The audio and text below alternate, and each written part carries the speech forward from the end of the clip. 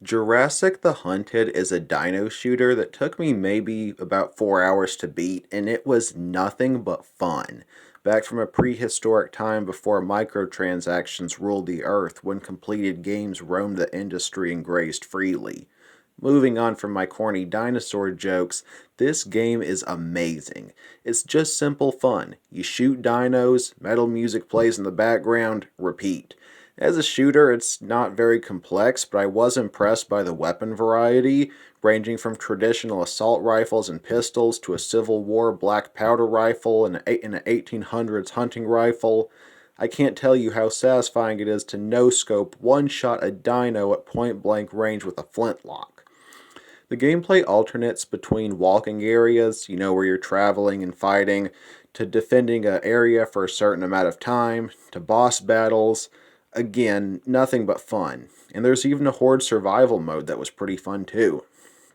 The story was pretty bare bones, but it's a dino shooter. It doesn't need a story. You just mow prehistoric reptiles until your heart is content. But a brief summary of the story. In the 1980s, a girl's dad got lost in a plane crash in the Bermuda Triangle. He's a scientist and she became one herself. 30-some years later, she decides to investigate the disappearance and your character is hired to tag along as a mercenary. Turns out there's some weird time vortex in the triangle that causes various points in time to all be brought together.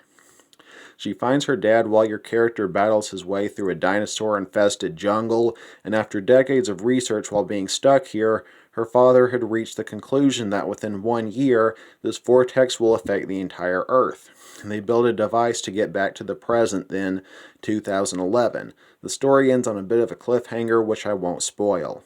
As I mentioned earlier, the soundtrack is absolutely amazing, and even my non-gamer wife kinda enjoyed it. While the graphics aren't the best, it really feels like a lot of passion went into this game. It ran pretty smoothly except for a couple very brief lags, nothing game ruining. The game does offer incentive of replayability in the form of unlocking the hard difficulty after beating the game, and the hard difficulty having a new wonder weapon. Overall, this is a awesome game and well worth the $20 I paid for a complete copy. Final score, 9.5 out of 10. I highly suggest this title. Well, that's my video, y'all. Thanks a lot for watching. For anyone new here, I mostly play, review, and discuss zombie and horror games, with occasional other topics like today. Always remember that God made you special, and He loves you very much. Peace.